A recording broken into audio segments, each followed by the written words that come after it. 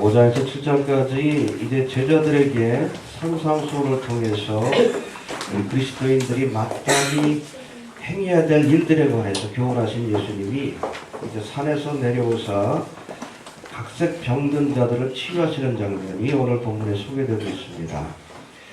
먼저 오늘 본문에 보니까 예수님께서 예수님을 쫓던 무리 가운데 한 문둥병자를 치유하셨고, 또 그 다음으로 가버나움에 가서 백부장의 하인을 치료해 주셨고, 또 베드로의 집으로 들어가서 그의 장모가 열병으로 앓아 누운 것을 보시고 치료해 주시고, 또 그 밖에도 각색 병든 자들과 귀신 들린 자들을 치료해 주셨다라고 오늘 성경은 말씀하고 있습니다.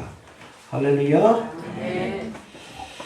이 사건에 대해 이 마태복음의 저자는 이는 선지자 이사야가 하신 말씀에 우리 연약한 것을 친히 담당하시고 병을 짊어지셨다 함을 이루려 함이라. 할렐루야. 17절 한번 봅시다. 17절 시작. 이는 선지자 이사야가 하신 말씀에 연약한 것을 친히 담당하시고 병을 짊어지셨다 함을 이루려 함이라. 구체적으로는 이사야 53장의 말씀이죠. 그가 채찍에 맞음으로 너희가 할렐루야. 예수님을 통해서 우리가 영육간에 치료되는 귀한 은혜가 임할 것을 약속하신 예언의 말씀이 예수님을 통해서 이루어졌다. 알겠습니까? 그래서 우리가 신약의 처음인 이 마태복음에서는 끊임없이 예수님에 관해서 기록할 때에 구약의 예언이 성취된 사건이라는 것을 강조하고 있습니다. 이루었다. 말씀하신 대로. 할렐루야. 여러분, 신약 성경은 구약의 예언이 어떻게 성취되어지는지를 우리에게 보여주고 있어요. 초림의 사건을 통해. 알겠습니까? 예. 그리고 신약에서는 특별히 예수님께서 다시 오실 것이다.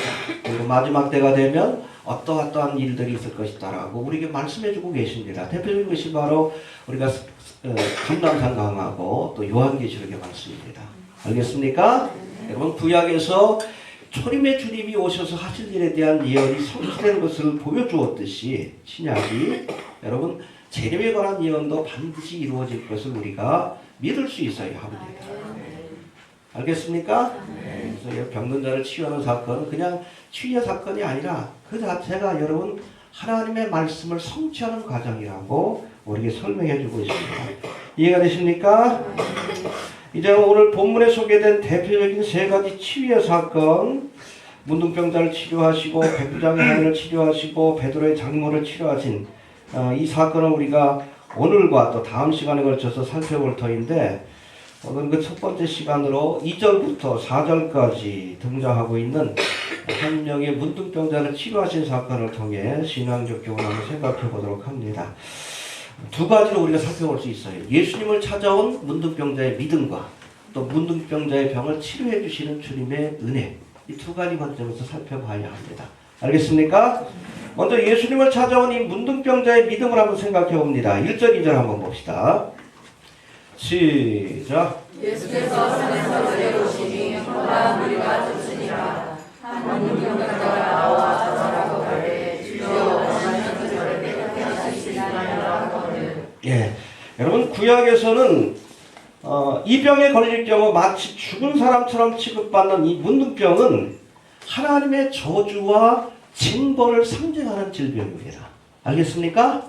그야말로 하나님의 저주를 받은 사람들만이 걸리는 병이라고 그렇게 생각을 하고 있었어요. 알겠습니까? 특별히 이 문둥병은 걸리기만 하면 죽은 사람하고 똑같이 취급을 해요. 그래서 그 사람을 만지거나 가까이 하면 가까이 하고 만진 사람들조차도 마치 시체를 만진 것처럼 부정해지게 됩니다. 알겠습니까? 특별히 레위기에서는 이 문둥병이 걸린 사람들을 일반 대중들로부터 철저히 분리하여 격리시키도록 명령을 내렸어요. 그래서 영문 밖에다 아예 저들의 거처를 정해가지고 그곳에서만 생활할 수 있도록. 이게 뭐예요? 부정하기 때문이고 또 위생적으로는 감염될 수 있기 때문에 그런 겁니다. 알겠습니까? 만일 이것을 어기고 격리된 장소에서 문둥병자가 나와서 사람들이 있는 마을에 나타나면 돌을 던져요. 그래서 무리들이 있는 곳, 사람들이 있는 곳에 잘못 나오면 돌 맞아 죽습니다. 근데 오늘 본문에 등장한 문둥병자는 허다한 무리가 쫓는 예수님 앞에 나왔다 그랬어요. 한두 사람도 아니요. 예수님이 산에서 내려오시니까 제자들에게 산상수훈의 말씀을 전하시고 무리들이 있는 산으로 내려오시니까 수많은 무리들이 쫓았어요. 근데 그 앞에 당당히 나아가 주님 앞에 경배하며 문둥병을 고쳐달라고 요청한 겁니다. 자칫 잘못하면 돌 맞아 죽을 수 있는 상황입니다. 그렇죠? 한 사람이 하나씩만 던져도 돌 무더기가 되는 거예요. 한마디로 이 문둥병자는 예수님을 만나지 않고서는 살 수 없다, 견딜 수 없다. 그야말로 목숨을 걸고 주님 앞에 나왔다는 것을 우리가 알아야 합니다. 이게 보통 믿음이 아니에요. 해봅시다. 목숨 걸고 주님 앞에 나왔다. 여러분, 이런 믿음을 보여야 이런 기적을 경험하게 되는 거예요. 나를 간절히 찾고 찾는 자가 만날 것이다. 할렐루야. 시편 42편에도 나오죠. 사슴이 시냇물을 찾기에 갈급한 것 같이 내 영혼이 주를 찾기에 갈급하나이다. 여러분, 사슴은 웬만하면 시냇가에 안 내려갑니다. 왜? 가면 죽는 걸 알아요. 거기에 사자와 같은 맹수들이 지키고 있다는 걸 알기 때문에. 정말 목말라가지고 견딜 수 없는, 내가 이 물을 마시지 않으면 견딜 수 없는 갈급함을 느끼지 않는 한 그야말로 그곳에 내려가지 않습니다. 목숨 걸고 내려가는 거예요. 많은 사람들이 믿음을 어렵게 생각하는데 여러분, 믿음은 딴 게 아니에요. 예수님 앞에 나오는 겁니다. 때로는 이것이 목숨을 거는 일이 될 수도 있어요. 간절한 마음으로 정말 예수 없이는 살 수 없다. 내가 이 물을 마시지 않고서는, 주님이 주시는 은혜가 아니고서는 견딜 수 없다는 간절한 마음을 갖고 찾는 자가 오늘 본문에 등장하는 문둥병자와 같이 주님의 구원하시는 은혜를 경험하게 되는 겁니다. 우리에게 그런 믿음이 필요해. 알겠습니까? 네, 저도 러시아에 사역할 때 보면 지금도 멀리서 오신 분들이 많이 있는데 거기도 보면 교회가 그때는 별로 없었으니까 로스토프란 지역에 또 위성 도시들이 좀 있어요. 작은 도시들이. 그곳에서 일부러 새벽같이 그냥 차를 타고 오시는 분들이 계셔요. 한 5시간 차를 타고 오십니다. 여기서 한 대전 정도 돼, 교통단전. 한 조도 안 빠지시더라고요. 그분들 얼굴만 보면 제가 은혜가 돼요. 어떻게 온 줄 알기 때문에 그래요.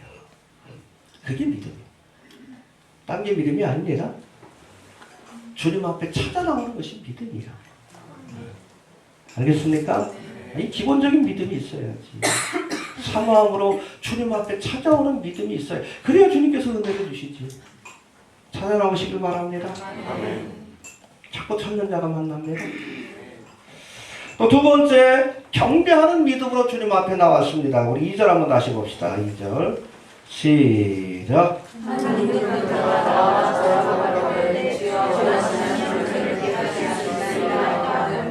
예, 정말 목숨 걸고 주님 앞에 나왔는데 이 문둥병자가 예수님을 만난 순간 그 앞에 절하며, 우리 킹제임스 버전에 워십이라고 되어 있어요. 예배하고 경배했다는 겁니다. 그리고 예수님을 향해 주여, 큐리오스, 할렐루야. 예, 예수님을 하나님의 아들로 또 하나님으로 고백한 겁니다. 알겠습니까? 예. 오늘 본문에 등장하는 이 절한다는 단어가 워십이라고 되어 있는데 경배하다는 뜻입니다. 할렐루야. 문둥병자가 예수님의 발 앞에 무릎을 꿇고 그 앞에 경배하며 자신의 소원을 아뢰었다는 겁니다. 무릎을 꿇고 경배했을 뿐 아니라 예수님을 향해서도 일반적으로는 예수님 앞에 선생이여, 랍비여 보통 찾아와 이렇게 묻습니다. 그렇게 예수님 앞에 그렇게 예수님을 코칭하는데 이런 일반 명칭이 아니라 하나님을 의미하는 주여, 큐리오스라는 단어예요. 이게 로마의 황제에게도 쓰였던 단어입니다. 예수님이 하나님이라는 뜻이요, 여호와라는 뜻입니다. 이러한 단어를 사용함으로 예수님이 바로 성자 하나님이라는 사실을 고백한 거예요. 여러분, 우리가 주님 앞에 나오되 예수님이 어떤 분인가 다른 지식과 믿음을 갖고 나와야 합니다. 알겠습니까? 여러분, 세상에서는 예수님을 부처, 소크라테스 공자와 함께 4대 성인이라고 부르지만 성경에서는 예수님을 인간의 몸을 입고 이 땅에 오신 성자 하나님으로 분명히 말씀하고 있습니다. 그걸 믿어야 돼. 그 믿음을 갖고 나와야지. 예?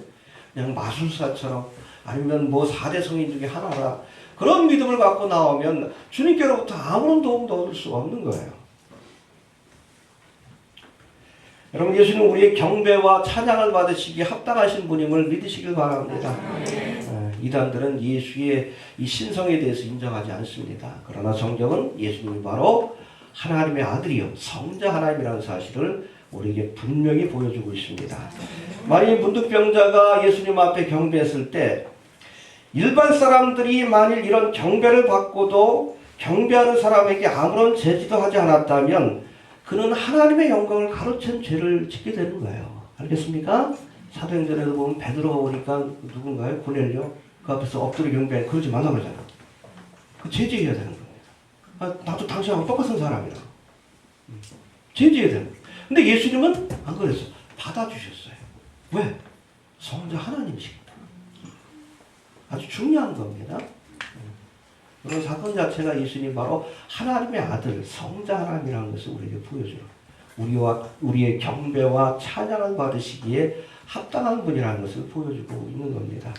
여하튼 이 문둥병자처럼 예수님을 하나님의 아들로 성자 하나님으로 경배하며 그 앞에 엎드리는 자에게 주님께서 은혜를 주시는 것을 믿으시길 바랍니다. 네. 또 세 번째 아주 중요한 말씀이 나오는데 2절 한번 다시 한번 봅시다. 시작.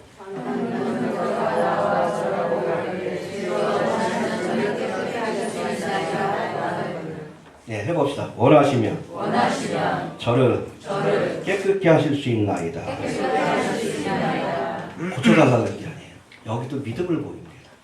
주여라는 고백 속에서도 믿음을 보였고 원하시면 저를 깨끗게 하실 수 있나이다.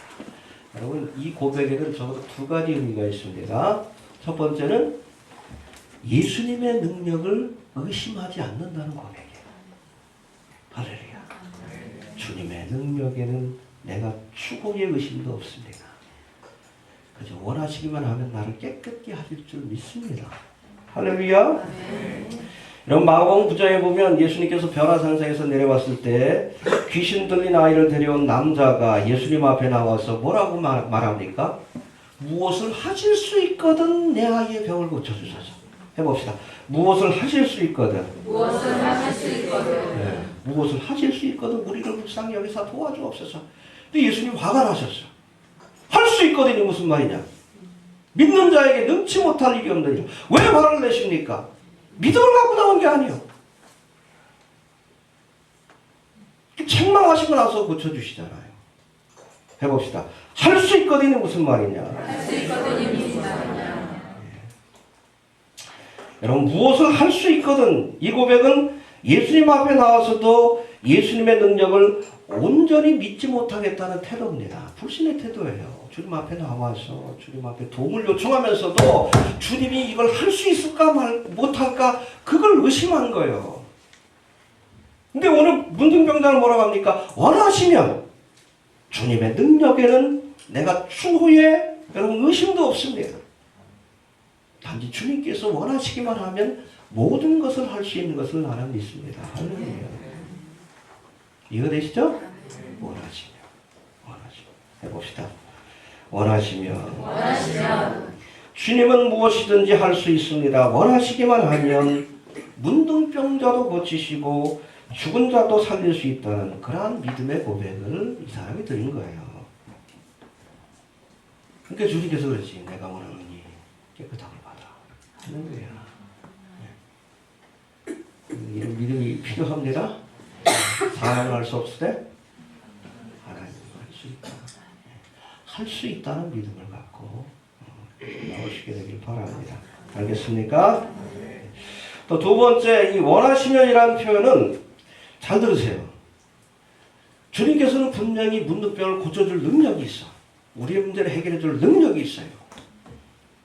근데 때때로 고난받는 것이 하나님의 뜻일 수도 있다는 겁니다. 그럴 때는 안 고쳐주신다는 것. 거기에 대한 믿음까지 표현한 겁니다. 나는 정말 이 문둥병을 고침받길 원하고 또 주님께서 그것을 고치실 능력이 있다는 것을 내가 믿습니다. 그러나 혹여 하나님의 다른 뜻이 있어서 내가 이 문둥병에 걸리는 것이 주님의 뜻이라면 받아들이겠습니다. 그 고백에. 대단한 믿음의 고백 아닙니까? 여러분 간 곳마다 병든 자를 일으키고 심지어는 일할 때 쓰던 앞치마를 갖다 대기만 해도 열병이 사라지고 병든 자가 일어난 기적을 일으켰던 누구? 사도 바울. 근데 사도 바울이 자기 병은 못 고쳤어. 이 육체의 가시라고 표현하죠. 고린도후서 12장에 보니까 그게 많은 학자들이 사도 바울이 눈이 안 좋았어요. 심한 안지를 앓고 있었고 또 간질병이 있었다라고 얘기를 합니다. 설교하다 말고 갑자기 눈이 돌아가가지고 거품을 물고 그런 거예요. 은혜가 안 되니까 그렇잖아요. 주의 종이 그냥 안질에 걸려가지고 병든 몸으로 그냥 설교하다 갑자기 넘어가고 그러니까 은혜가 안 되니까 이 가시를 제거해달라고 몇 번 기도했어요? 3번을 기도했어. 그때 주시는 응답이 뭡니까? 내 은혜가 내게 족하다. 좀 잔인하죠. 해봅시다. 내 은혜가 네게 족하도다. 이는 내 능력이 약한 데서 온전해짐이라. 네가 약해야 비로소 하나님을 더 의지하게 되고 그러므로 인해서 너희가 더 온전한 사람이 될 수 있다. 그래서 하나님께서 육체의 가시를 허락하셨다는 얘기입니다. 안 고쳐주신다는 얘기예요. 고침 못 받았어요. 죽을 때까지. 하나님은 사도 바울의 병을 능히 고치실 능력이 있으셨지만 그렇게 하지 않으므로 그를 더 온전케 만들고 겸손한 사람이 되도록 하나님께서 축복해 주신 겁니다. 내 은혜가 할렐루야. 오늘 문득보다 그런 고백까지 드린 거예요. 원하시면 주의 뜻이 아니라면 그냥 문득보다 살겠습니다. 그런 고백까지 포함되어 있는 겁니다. 해봅시다. 원하시면 치료되는 것이 하나님의 뜻이면 치료받기를 원합니다. 그러나 육체의 가시를 안고 사는 것이 주님이 원하시는 일이라면 내가 그대로 안고 살겠습니다. 이런 고백을 드린 거예요. 이 정도면 주님이 감동할 만하죠? 이 정도의 믿음은 보여야 합니다. 아무튼 이 문득병자는 목숨 걸고 주 앞에 나왔어요. 또 예수님을 향해서 주라고 고백하며 그 앞에 경배했습니다. 그리고 원하시면 내 병을 치유할 수 있나이다. 할렐루야. 주님의 능력을 의심치 않습니다. 혹여 내가 이 질병 가운데 사는 것이 주님의 뜻이면 받아들이겠습니다. 할렐루야. 그랬더니 주님께서 어떤 응답을 주셔요. 내가 원하노니 깨끗함을 받으라. 또 주님께서 치료하는 과정을 한번 봅시다. 3절 한번 봅니다. 시작. 예수께서 손을 내밀어 내게 계시며 가라사대 내가 원하는 깨끗함을 받으라 하시되 즉시 내 무릎이 깨끗하여지니라. 예, 먼저 여기 보니까 예수님께서 손을 내밀어 저희의 몸을 대셨다. 무등병자에 대해서 직접 만드셨다는 거예요. 그 전에 여러분 예수님이 손을 내밀었다는 것이 중요합니다. 해봅시다. 손을 내밀었다. 그럼 출애굽의 사건을 회상하는 시편 136편의 말씀을 보면 하나님이 애굽 땅에서 이스라엘 백성들을 구원하실 때 136편 12절에 보니까 해봅시다. 강한 손과 표신팔로 인도하여 내셨다. 강한 손과 표신팔. 그 영어 성경에 보면 mighty hand 혹은 strong hand라고 합니다. 강한 손. 하나님의 능력을 상징해요. 하나님은 이스라엘 백성을 능히 애굽 땅에서 구원할 수 있는 능력이 있으십니다. 알겠습니까? 하나님의 능력을 상징해요. 강한 손. 그리고 표신팔은 뭡니까? outstretched arm이라고 되어 있는데 이거는 도와주기 위해서 손을 내민 거예요. 구덩이에 빠진 사람을 건져주기 위해서. 이스라엘 백성을 건지시기 위해서 하나님께서 손을 내미신 겁니다. 이건 의지예요. 능력이 있다고 다 도와주는 게 아니잖아요. 그렇죠? 여러분 우리가 누군가를 도와주려면 두 가지가 다 있어야 돼. 능력도 있어야 되고 의지도 있어야 돼요. 아무리 여러분 이재용이가 돈이 많다 그래도 저한테 제가 돈 좀 빌려달라면 돈 빌려 주겠어요? 능력이 있어도 의지가 없으면 도와주지 않는 거예요. 반대로 여러분 아무리 내가 도와주고 싶어도 능력이 안 되면 그렇죠? 우리 자녀들 좀 어떻게 좀 사업 하는데 아니면 집 사는데 돈 좀 대주고 싶어도 내가 능력이 안 되는데 어떻게 해?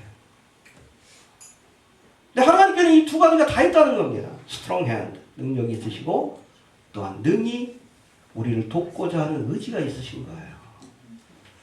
이 문둥병자에게 손을 내밀었다는 것은 돕겠다는 의지를 보여주신 겁니다. 할렐루야. 예.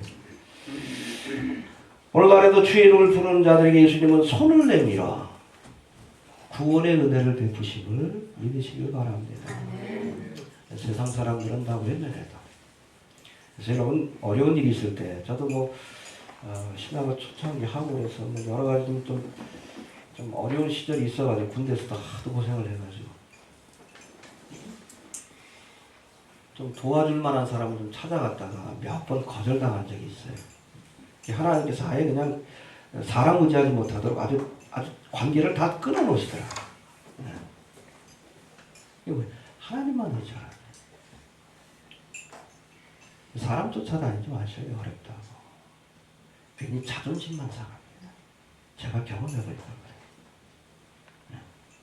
하나님의 종, 하나님의 사람들은 자존심 하나로 사는 거예요. 내가 하나님의 자녀라는 자긍심 하나로 사는 건데 그게 꺾여버리면 안 돼요. 주님 앞에 나와서 도움을 청하시길 바랍니다. 그때 주님께서 손을 내미시는 거예요. 손을 내미시는 거예요. 강한 손과 펴신 팔로 우리를 도우시기 위해서 함께 하신다는 사실을 기억할 수 있게 되길 바랍니다. 해봅시다. 손을 내미셨다. 그리고 뭐라고 말씀하십니까? 해봅시다. 내가 원하노니 깨끗함을 받으라. 2절에서 문둥병자가 원하시면 저를 깨끗게 하실 수 있나이다 하니까 그 믿음에 주님께서 응답하십니다. 내가 원하노니 깨끗함을 받으라. 그렇죠? 여러분 믿음대로 역사하십니다. 그 뒤에도 보면 병든 자를 고칠 때 꼭 그 믿음을 확인하시고 그 믿음에 따라 역사하셔요. 말씀만 하시면 낫겠나이다. 그래. 그러니까 말씀을 고쳐주셔. 할렐루야. 그 믿음대로 역사하는 거예요. 믿음대로. 그래서 주님 앞에 나올 때 어떤 믿음을 갖고 나오느냐가 중요해요. 주님께서는 주실 수 있는 은혜와 또 축복이 많지만 우리의 믿음의 그릇이 작기 때문에 하나님의 역사가 제한이 되는 거예요.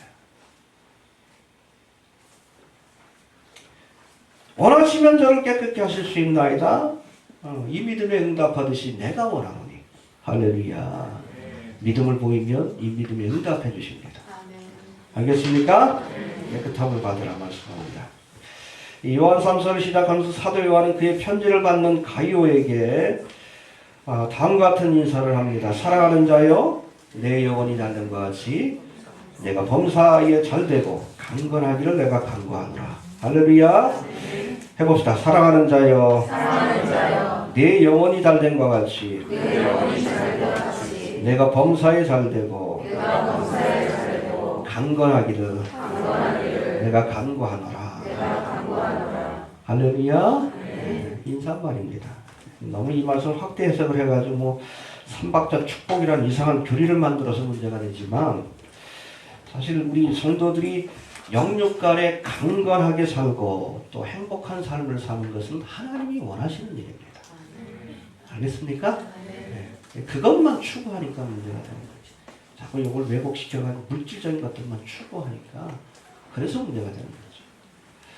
사도 바울처럼 특별한 하나님의 뜻이 있어서 고난을 받는 경우도 있습니다. 의의 고난이 있어요. 그런 경우도 있지만 기본적으로는 택함 받은 성도들이 강건하고 행복된 삶을 사는 것이 하나님이 원하시는 겁니다. 데살로니가후서에도 항상 쉬지 말고 범사에 항상 기뻐하라고 그랬어요. 기쁨 가운데 사는 것이 주님의 뜻입니다. 알겠습니까? 여하튼 이런 하나님의 선하심을 의지해서 원하노라. 할렐루야. 우리가 영육간에 강건하게 사는 것을 주님께서 원하십니다. 그 선하심을 의지해서 하나님 앞에 기도할 때에 주님께서 은혜를 베풀어 주실 줄로 이렇게 믿습니다. 내가 원하노니. 해봅시다. 내가 원하노니. 알겠습니까? 마지막으로 우리 4절에 보니까 이제 이 고침받은 문둥병자에게 제사장을 찾아가서 예물을 드려서 증거하라고 말씀합니다. 4절 한번 다시 봅시다. 시작. 예수께서 이르시되 상사 아무에게도 보지 말고 다만 가서 제사장에게 내 몸을 보이고 옷을 정한 예물을 주어 그에게 증거하라 하시니라. 예, 문둥병자 고치신 후에 예수님께서 제사장에게 내 몸을 보이고 모세의 명한 예물을 드려 저에게 증거하라 이런 말씀을 주셨는데, 레위기 14장에 보면 이 문둥병자가 완치되어 정상적인 사회생활을 하려면 먼저 이 제사장에게 가서 자신의 몸을 보여주고 완치됐다는 것을 확인받아야 돼요.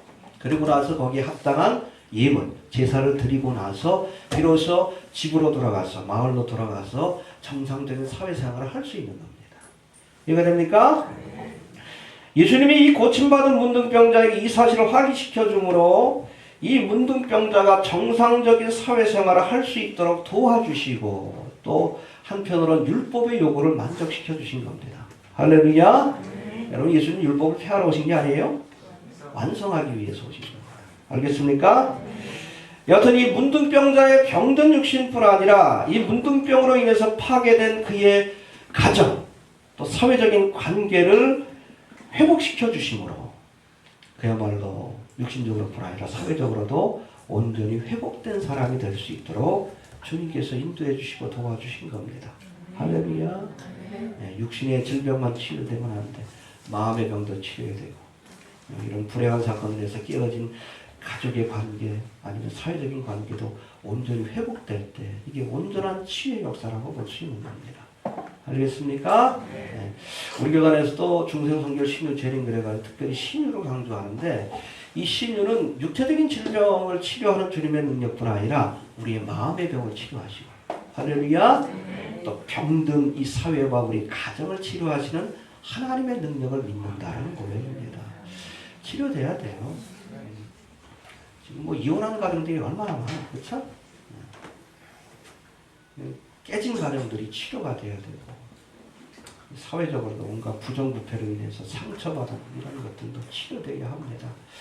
우리 그런 일에, 이 땅을 치료하는 일에 우리 교회가, 그리스도인들이 앞장을 서야 돼.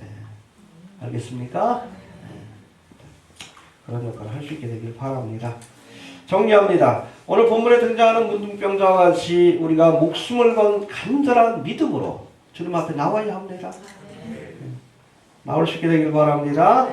또 경배하는 모습으로 나와야 합니다. 예, 주님 앞에 무릎을 꿇고 예수님을 향해 주여라고 고백하면서 경배하는 모습으로, 또 주께서는 원하시기만 하면 무엇이든지 할 수 있다라는 믿음을 가지고 할렐루야 해봅시다. 원하시면 할 수 있나이다. 주님께는 능치 못할 일이 없다는 사실을 믿어야 하고, 때로는 하나님이 능력이 있으시지만 고난받는 것이 하나님의 뜻일 수도 있다는 그런 믿음을 가지고 주 앞에 나와야 합니다. 여튼 그렇게 할 때에 영육간에 우리를 치료하시고 회복시켜 주시는 주님의 놀라운 은혜를 우리가 경험하게 될 줄로 그렇게 믿습니다. 할렐루야. 오늘은 이 문둥병자의 믿음을 살펴봤고, 우리 다음 시간에는 이 백부장의 믿음과 또 베드로 장로의 믿음에 대해서 우리가 한번 살펴볼 터인데, 이런 사건들을 통해서 이 성경에 보면 이런 사건들이 많이 나와요. 자꾸 이런 것들을 소개하는 것은 우리의 믿음을 돌아보라는 얘기입니다. 알겠습니까? 구체적으로 우리의 믿음을 돌아보고 문둥병자와 같은 그런 믿음을 가지고 하나님의 놀라운 기적과 은혜를 날마다 경험할 수 있는 우리가 될 수 있기를 바랍니다. 주신 말씀 붙들고 잠깐 한번 기도합니다.